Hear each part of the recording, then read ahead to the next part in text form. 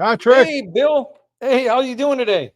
I'm doing well, doing very well. We're getting some really nice weather here in California lately. I think it was like 75 degrees yesterday, like a 40% relative humidity. It was about as pleasant as it gets, and I'm very thankful that we've got that little band of weather goodness right now before it gets oppressively hot. Mm-hmm. Yeah, aren't you the lucky one living in California? Yeah, I hear Where, you open the door and start sweating immediately. oh my, it looks like I just got out of the shower. It is like 90-some degrees and like 90% humidity. Mm, And, but you know what? My pores are clean. mm, very good. So I'm not doing too bad, not doing too bad. Hey, we've got a really killer interview coming up. Not this one today in this episode, but in the future. We met a young couple at RMAC that have started a slug company, and these guys are taking the precision of slugs. So if you were the guy who was sitting there sorting ammo and going through all those gyrations prior to a match, these guys are guaranteeing you a product that is so accurate that you don't have to do that anymore.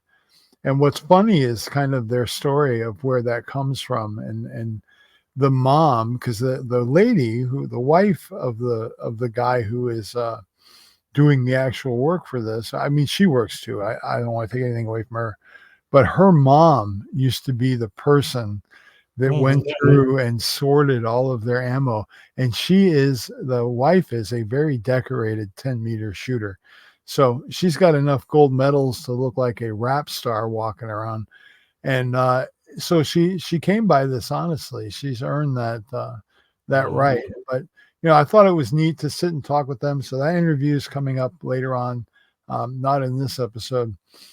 This episode, we're going to be talking with a very unique guy from Wisconsin with a really powerful story, to kind of walk us through what it's like to have a really hard time in the middle of a contest when you think, I've prepared, I've done everything I needed to do, my gun is great, my ammo is great, but then things start to veer away from the ideal, and what happens to you mentally along that path, and how you can possibly learn from his story of how to correct that and pull that path back to where it should be. So I am delighted to have gotten this story. But we got one important thing to do, Bill. What is that, Pat? We have to pay the bills. Let's get to that. All right, here we go.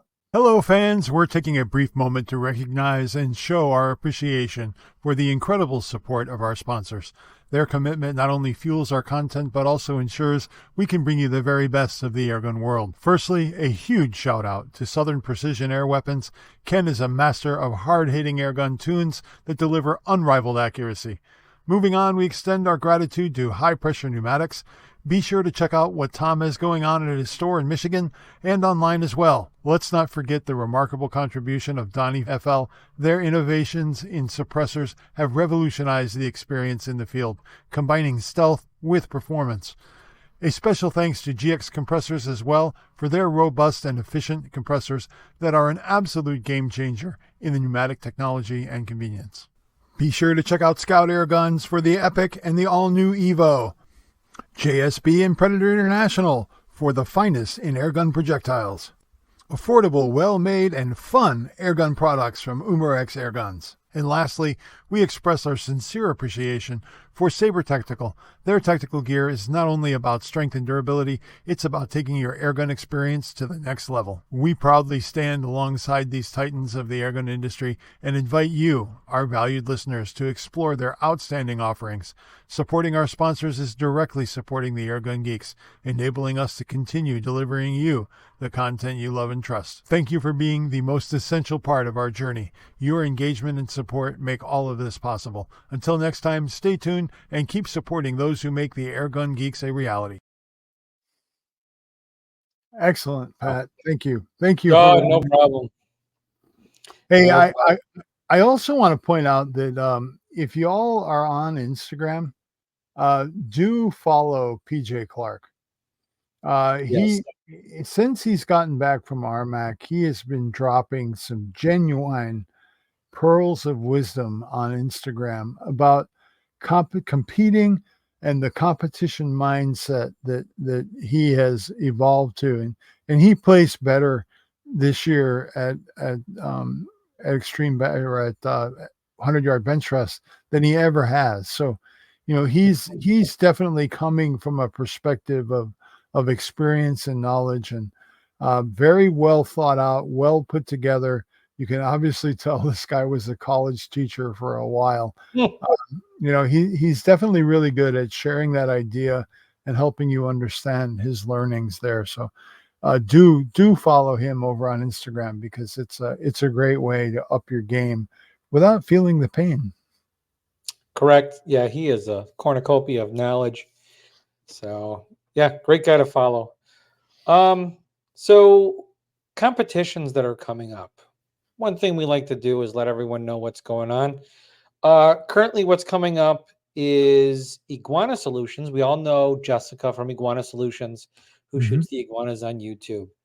Well, here's her website, and she has got something really cool that she has been working on very hard. And I'm really glad to see that she was able to do it. And what you'll see is when you go to her website, you'll see Iguana Solutions, and then you register for the Iguana Challenge. So it's the Iguana Sniper Challenge. It's August 17th through the 21st. Go there. You could check out everything that's going on. Any questions or concerns, you'll have a little pop-up right here, and it says let's chat. Feel free to reach out to her and have a conversation. Fill out all the information. I don't know if there's a limit on how many people can go, but I know that a lot of people are going to be there. So with that, make sure that you check it out. It's going to be tons of fun. And Now Pat, I heard a rumor that if you podium at this event, she's going to take the photo with you on the podium, and she's going to say, "We got you, Iguana." Is that true? I can neither confirm nor deny that that will occur. But Or one did I thing just I could have just made that up. I mean, it's could. not. I know Bob and Helen will be there. Yeah. Because they're going to be watching, going, But there's some cool stuff. The other part is there's the extreme bench rest part, which is pellet guns only, no slugs. But she also has an event where you're shooting at targets that have a chain link fence on it. And if you hit that, it's a ricochet, but you can use a pellet rifle or you could use a 22 long rifle. So it's. I've heard this explanation twice, and this one sounded slightly different, and that perked my engineering ears. Does it mean that the target has the image of a chain link fence on it? Yes. Or are we shooting through a live chain link fence? Well, it would be cool if we were shooting through it, but I think it'd be a ricochet issue. It's a paper target from what I saw, Okay. and it's got it imprinted on there. So if you were to hit the line, that's a ricochet. You cannot hit it. Okay. Got it. All right. Well, Okay. I get it now. I get it. and we're not coring anything. It's a 22 hole. It makes a 22 hole. So, but the interesting part, Bill, is you can use a PCP or you can use a 22 long rifle. Who's going to be more accurate here? That's my thing. So I think it'd be a fun thing between the shooters and whatnot. My question is do they have to be suppressed? Because I don't want to hear because I'm not wearing ears. So I don't know. I know there'll be food and all types of fun stuff going on there. If you get too hot, there's a clubhouse with air conditioning. And there's also a pistol event. That's PCP pistol and PCP or long rifle. So 22 long rifle or PCP pistol. I don't think there's a foot-pound requirement. I mean, don't show up with no AEA 50 cal pistol, but kind of thing. I definitely want to look at those rules, because there's a world of difference in projectile velocity of a pistol airgun versus a 22 long rifle pistol. So that'll be interesting. I mean, I've got a whole safe full of really nice bullseye 22s here that would love to have a day out in the wild and soak up some sun at an event like that. Agree. That might be a little more challenging to travel with than me shipping my Airguns out to you ahead of time and then, not having a lot of FFL related tomfoolery to deal with. But correct. Anyway, yeah, I might be showing up to that event for my birthday, and I will definitely be asking her for the obligatory, we got you iguana photo. Yep. If I place well, which I'm not expecting to, but anyway, I want to go have a good time and not come in last. So as long as Patrick's shooting, I should be able to do that. I'm kidding. You'd more likely come in last, but that's besides the point. Or close to it. Yeah, but other than that, I don't know of any other competitions going on.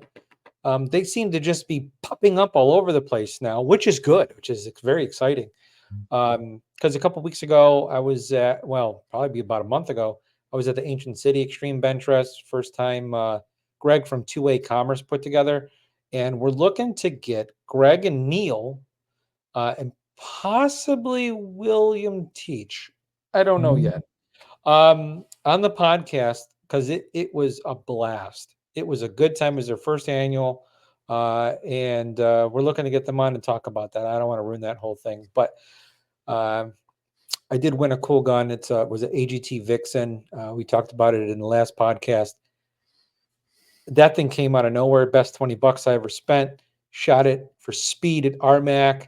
To be clear, the gun didn't cost him $20. He bought $20 in raffle tickets and won. It was a raffle. It's not a $20 gun. It's a $1,200 gun. Right. That I bought 2 tickets. Now they were $10 a ticket. I walked by the table. This is back at the Ancient City Airgun competitions in St. Augustine, Florida. And I was like, the heck, okay, I'll buy 2 tickets. The funniest part is, did you get 2 tickets to Paradise Pack? Well, maybe. I was in Paradise when I won it. The funniest thing is one of my fellow buddies, Gil, he bought a number of tickets, and my friend Gilberto Torres. Yes. Man, I won that thing, and he was like, "You son of a buggeroo!" Yeah, those aren't the words, but he was enjoy it, but you suck, But to understand that, Gil is from New York, so yes. he's one of these guys in Florida that as soon as you hear him speak, you're like, that guy is not from around here. Correct. But he is so fun to hang around with and talk to. In fact, Gil did my shirts for my business, the Lizard Extinction Agency. So if you guys ever want to come down for an iguana hunt, just go to lizardextinction.com, learn all about it, shoot me a message, and we'll set something up. Pick me.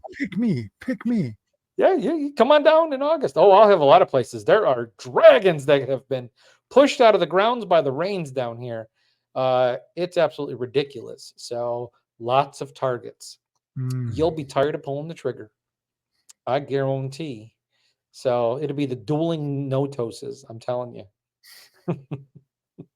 So, but other than that, everything's been going well. Bonnie's doing well. It's typical Florida right now. It's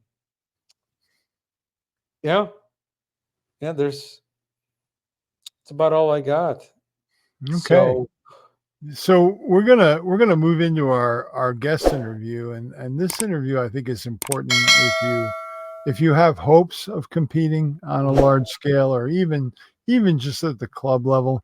To me, it presents a great opportunity to kind of hear somebody talk through what they experienced through a very challenging set of conditions that happened to him. And there's powerful learnings there. Whenever we can learn from somebody else's mistake, there's serious value in that. You can't look at this and say, "Oh, well, I would have never done that." BS. Anybody's susceptible to getting sucked into that vortex of self-doubt. And, there are ways you can mitigate it. And we talk about that with John. So let's go ahead and roll into that interview, Pat, and see what John has to say. Sounds good. Let's do it. Welcome, Airgun Geeks. I've got a fantastic guest for you right now. We are at RMAC 2024, and I have got John, the other Wisconsin Airgunner. You could argue the new reigning Wisconsin Airgunner, because he actually lives there. So let's give credit where credit is due. I met John a few years ago at RMAC. PJ dragged him out here by his ear. Yeah. Said, you're going to shoot that way. And now John is a bona fide competitor here at RMAC. And I wanted a chance to introduce you to John. And he shared a story with us this morning that I believe is so important for people to hear and understand that, stuff happens at competitions, but to be able to extract the learning from it and move forward is where the real power comes from. So John was kind enough to join me. John, tell us who you are, how you've become the new Wisconsin Airgunner, and let's get into your story after we learn more about you. Okay. Well, first of all, it's a pleasure to be here. It's always a joy to talk. The screen is black. That's fine. That's fine. Sorry. So, my name's John Rupple. I'm from Wisconsin. I'm close friends with PJ of Wisconsin Airgunners and DonnyFL. We all shoot together with Saber Tactical. By trade, I am now a tool and die maker apprentice. So I know enough to be dangerous, sometimes useful, but I'm enjoying my job, and it affords me some opportunities to make things for my air guns, for one thing. Well, you get time with a lathe and a milling machine. What could be better than that? I'm enjoying it immensely. I love it. Yeah. But as referenced a moment ago, I had a really tough day 2 days ago. It was my first card at 100-yard bench rest, and I came out here from Wisconsin. I got my hands on one of the Karma Red Panda air guns in 30 caliber that everybody's raving about right now. So in his head, he's got a gun that's proven it can not only exist in this environment, but be dominant. And he's shot it. He knows it works. He's like, yeah, I got this. I got a gun. I got the talent. Here I come. Tried and true, ready to go. All I need is my opportunity to shoot. Yep. And got up on the line, and the wheels just fell off. The wind out here at RMAC is magical in a horrible, evil, soul-crushing way. Yeah, demon wind. Yeah, demon wind. It's just, sure. It is remarkable. You think you know what's going on, so you think you're ready to go. You take your shot. What happened? Where did that pellet go? Why did that happen? So when I started having problems, I didn't take the time to look at my gun and think, hey, maybe something's wrong with the gun, because this is really unusual. My shots kept dropping lower and lower. Not consistently. I'd get a few good targets, and then I'd get a big drop. So I think, well, I guess the wind is just a much higher value than I think it is. Yeah. So I would compensate again, and I'd get a few good shots on a sighter, and I'd get maybe a good target, and then it would drop again. And I just kept getting worse and worse. And, I went up there feeling hopeful and really in the back of my head thinking, wow, I might really do good this year. There's really, the only thing stopping me would be myself, right? And, just pardon my vulgarity, but it just kept getting kicked in the nuts. Just felt like I'd get it, like I had a handle on it, and then it would slip away again. And that starts to affect your psyche. That's starting to chip away at your confidence, at your confidence in your gun, everything's starting to collapse inward at this point, right? Yeah. And you come out here and there's a lot of things going on. you're doing some last minute preparation, so you're busy with that. So your focus is in 20 different directions. You're trying to make sure you've got everything nailed down, trying to make sure you've got all your kit. Yep.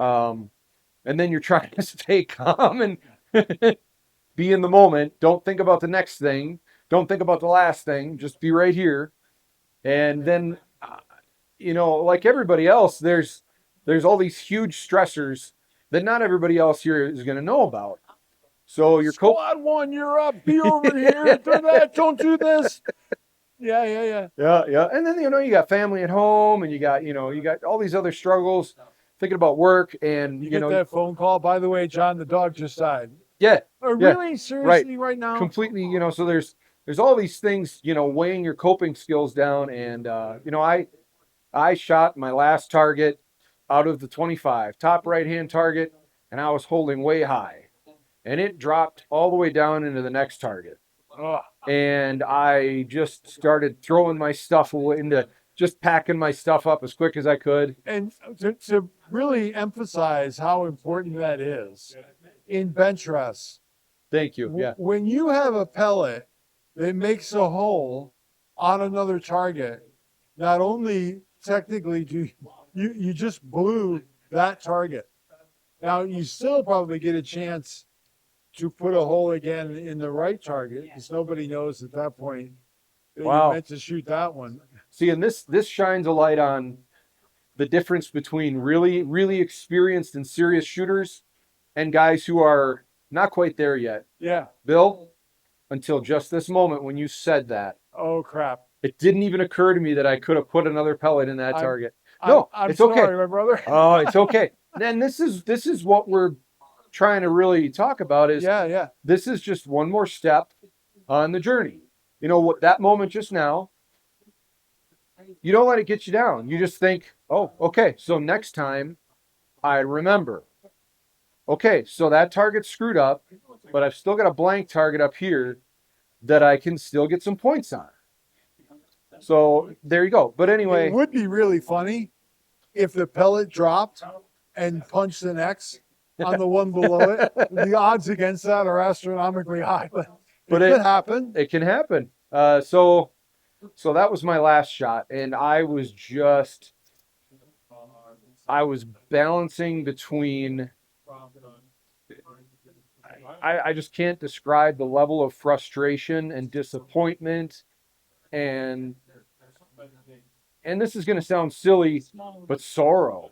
Oh yeah. I was so upset because I came out here. You got a lot invested at that point, Yeah, right? yeah. I mean, it's no joke to come out here. I mean, I'm not saying it's the most expensive thing ever, but when you're talking about vacation time, fuel, travel expenses, eating on the road, lodging, all that stuff adds up. So I get it. I hear you. It is a weight. It's a lot of time and energy and money, and I think the biggest thing of all, I really did come out here with more hope than I've ever felt before while coming out here, and then to have it just go so sideways.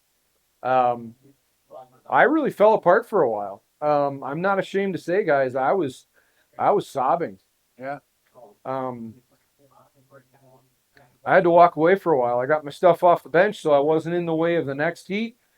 And then I just got away for a while, and I had to just stay away from everybody for quite a while before I could get myself back together. Yep. And but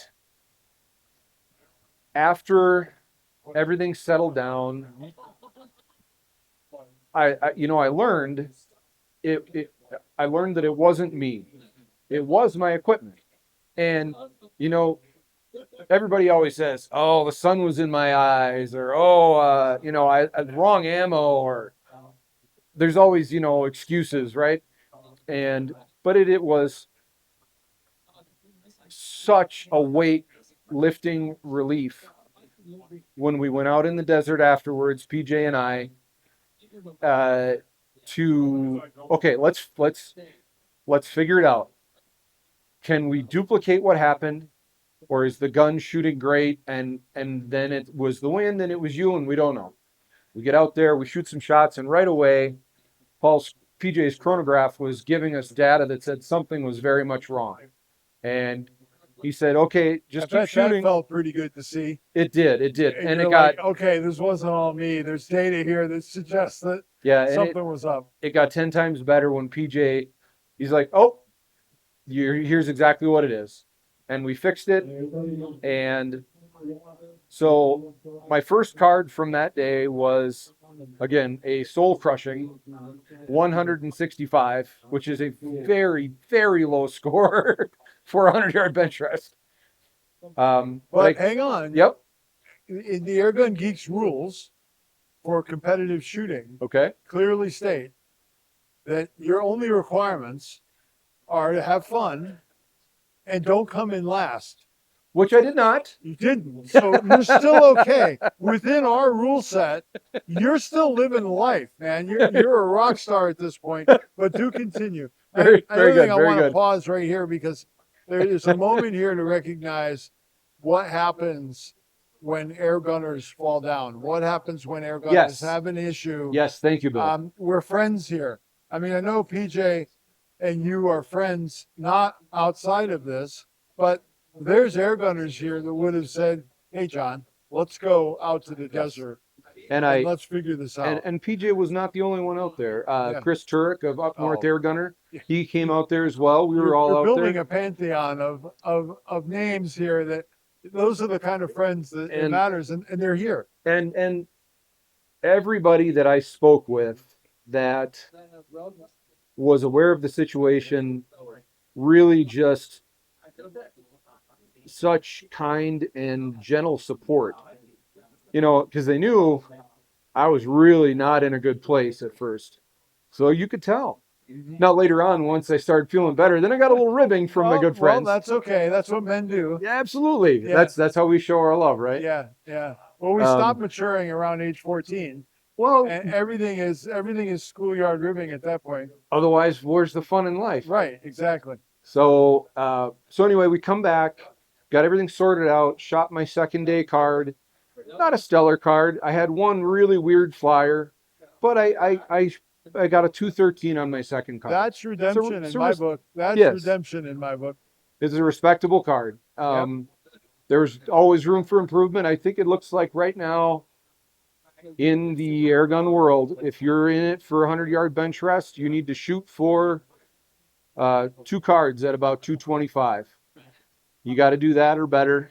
And that's just to get in the finals. Correct.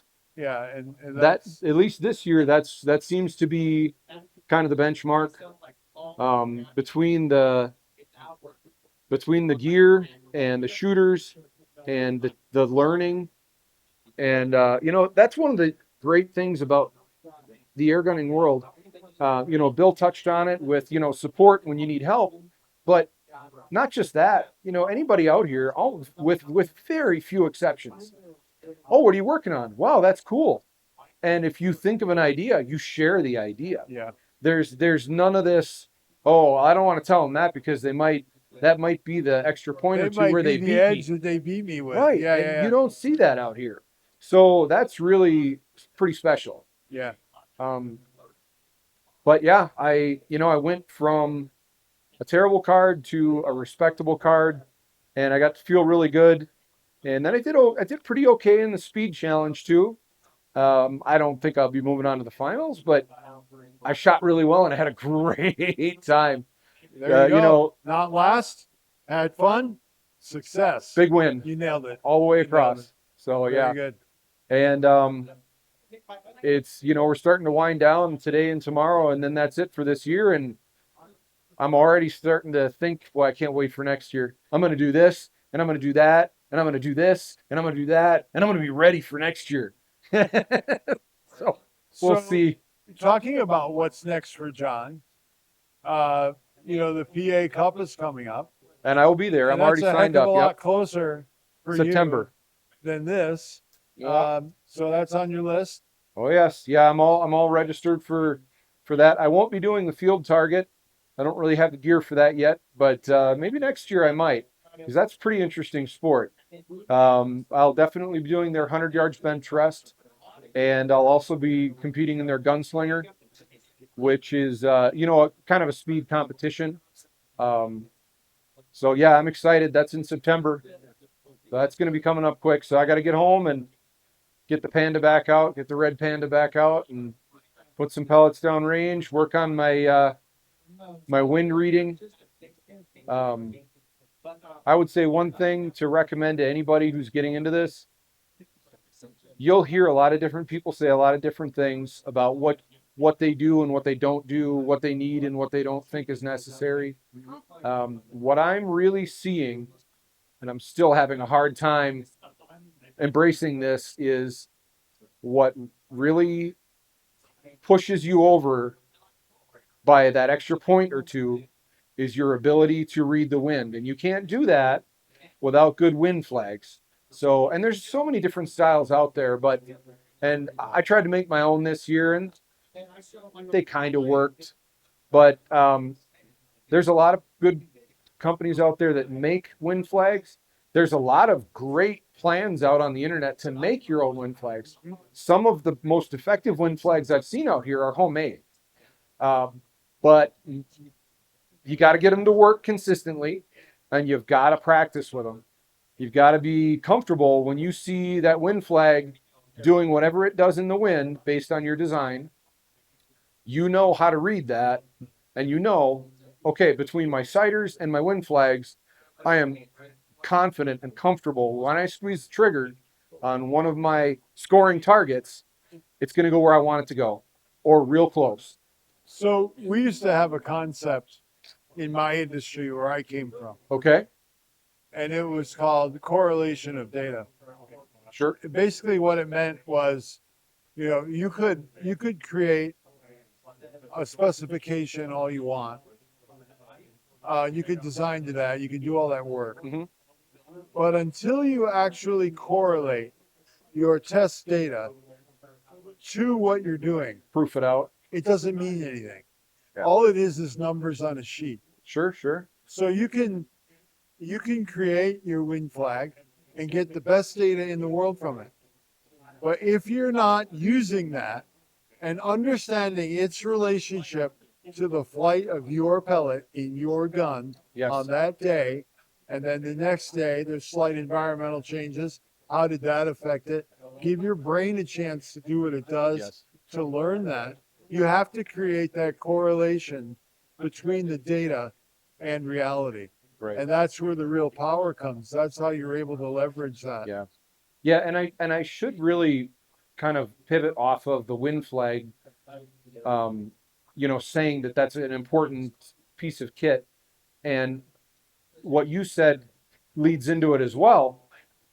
You can have all the top gear in the world, but if you aren't practicing, if you haven't done it over and over and over again, when you get up on that bench and the stress comes in and the match monkey starts swinging on your barrel, your heart starts pounding, and you all of a sudden you get a pellet that doesn't go where you want it to go. Your brain just starts going nuts.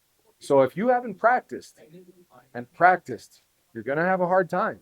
You start, when you've hung around this enough, you really start to learn what sets the best shooters above the rest of us. Right. And when you talk to Justin Welch and you find out what that guy puts into The time. training every day, not okay, I got to go to church today, I can't do it. No, he's going to figure out a way to get that practice session in. He's going to fly those pellets, and he's going to know his equipment. And that's really where John was going with that. You got to take the time to understand how that data correlates to what you want to do. Yep. And it also helps hone your skills as a shooter. Right. I'm sure had you had 3 months of practice every other day coming into this, you probably would have said, oh, it's that pesky whatever again. I would have. Let me throw some Loctite on that. Or you would have already discovered it and put the Loctite on it before you got here. Yes. Not that I'm being critical at all. I'm But just you're saying absolutely correct. what separates a Thane Simmons or a Justin Welch or any of the other great shooters that have worn that mantle here is that level of preparation. Yes. And it's not, not all of us can afford the luxury of that. I get it. Yeah. I get it. But what's important is come to competition, Yes. have fun. What you don't go to Vegas really expecting to walk away a millionaire. It's just not. It's not No. reasonable. No, you go to They try. didn't build Las Vegas No. into what it No, is, indeed. No, giving indeed. away money. Is there a chance? Yeah, there is. Sure. Sure. And that's why we go. Exactly. Exactly. But that's what you come here with, the expectation. I'm going to have a good time. This is worth my time. I'm going to learn Absolutely. something about Absolutely. myself, Yeah. about my gun, about this community. There's learning here to be had, and do come out and experience it. And John, I want to thank you for sharing your story. Bill, it's a pleasure.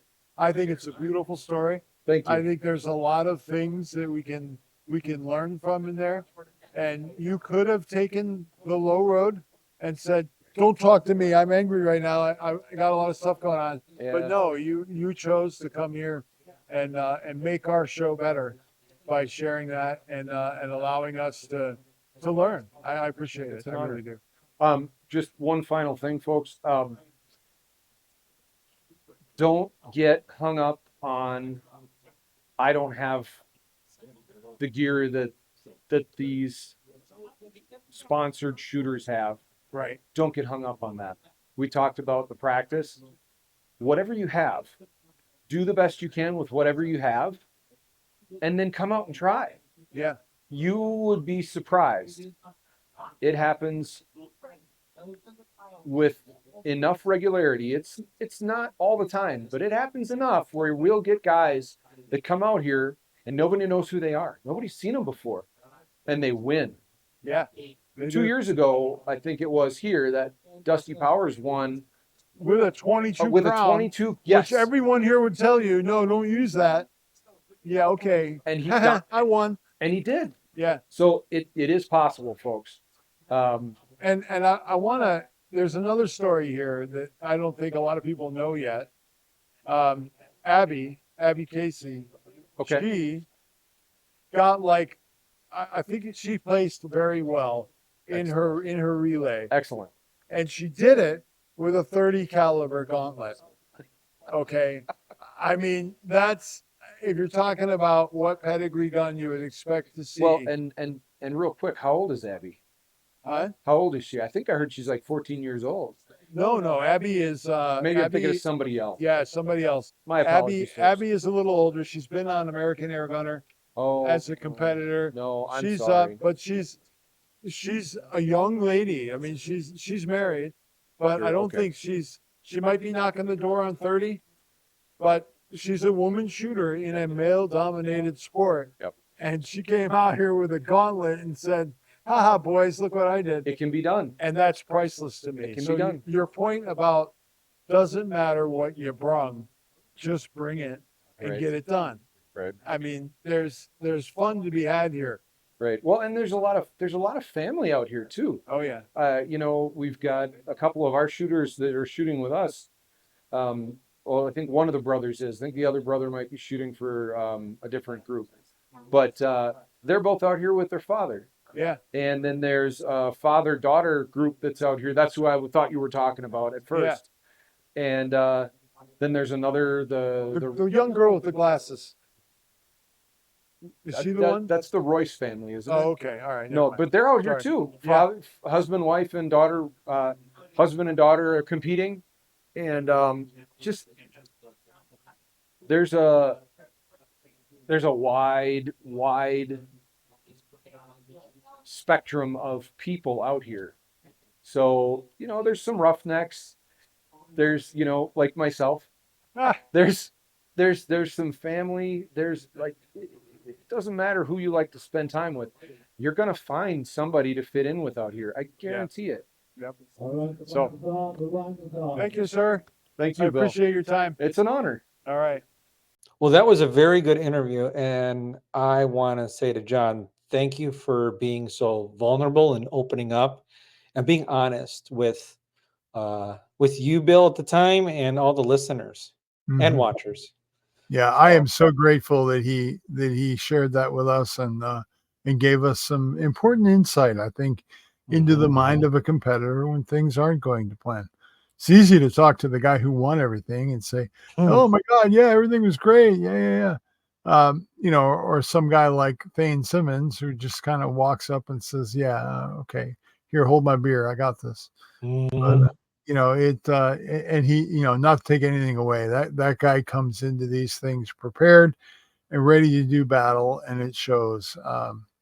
And when we look at shooters that really have, a long pedigree of top finishes, your Justin Welsh, or any of the guys from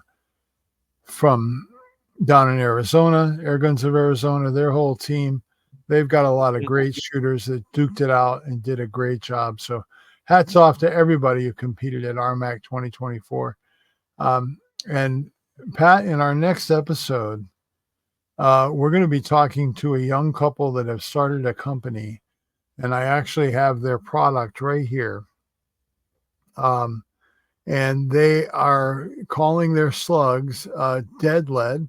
So Dead Lead Air is the company they've started. You can check out their website. It's scrolling across the bottom of the screen now, and that is deadleadair.com. So no spaces, just deadleadair.com. And it is Jason and Christine, and they were delightful to talk to. She was a little shy at first. She's like, "Oh, I don't think I could do that. I'm like, look, okay, I've heard the stories of your dominance in 10-meter shooting. So I know you're not terribly camera shy because you've been in the limelight a lot on a lot of podiums. So we're gonna get you over that right now." And we stuck a mic on her, and we got a really fun interview with those two about the passion that they bring into this product, into the airgun space. And their whole goal is to bring a level of quality to slugs that you don't have to pre-sort anything. You get the box and you're good to go.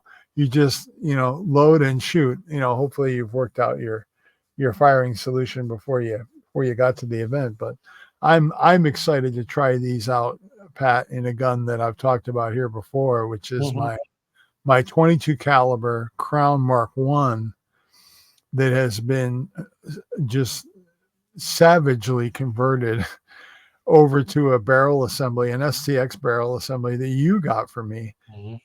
And then that on top of a Bullet Central carbon fiber tension barrel assembly, that thing is so ridiculously accurate. I'm really anxious to see how it does with these slugs. I might have to monkey around with changing a liner on that to get the slug performance to be as good as it is with pellets right now. But I got to tell you, Pat, with pellets, that thing is it's boring to shoot. It's just one hole at 50 yards, and it's a tack driver. Now I haven't really played with it much because I can't actually put a moderator on it. Because there's a little bit of error in the threaded end, and it puts just enough angle on it that any moderator that's size 22, 25 won't work. It's interesting. I might try one that's sized for 30 just to see if that gets me out of the doghouse there. It might take the bark out of that thing, but right now it's pretty darn loud. But we'll get around it. Don't worry.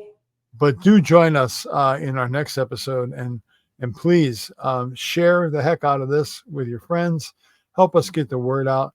We're still after getting above that 500 subs magic number in the YouTube universe for getting some tools that'll allow us to even further expand what we can offer to the airgunner via the Airgun Geeks brand.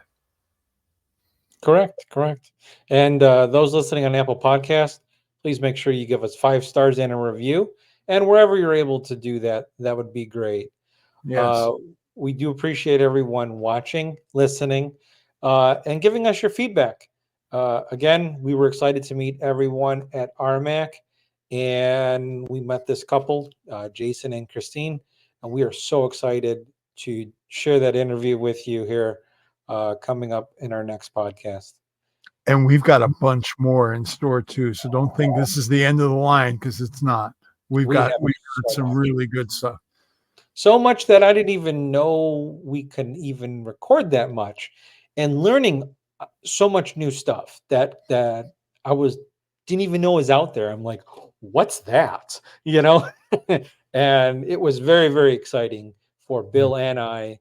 And we talked about it in our last podcast, but it takes a team, a village to put that together. So hands out to all of the people at Utah Airguns RMAC team to put that together. All the volunteers.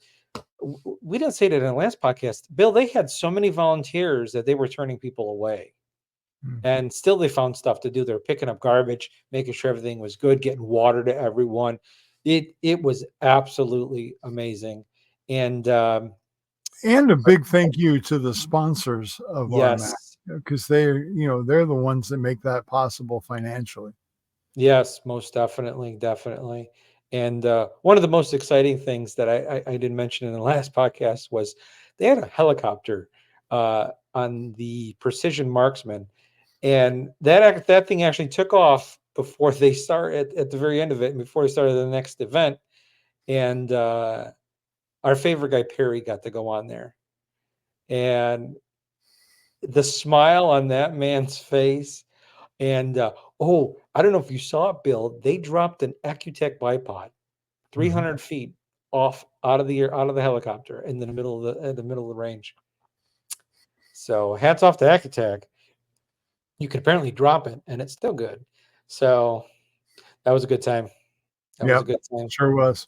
And I learned a valuable lesson, Pat. When somebody is starting a helicopter in a place like RMAC, where the dust is almost as evil as the wind, the rotor wash in that experience is literally going to sandblast your face.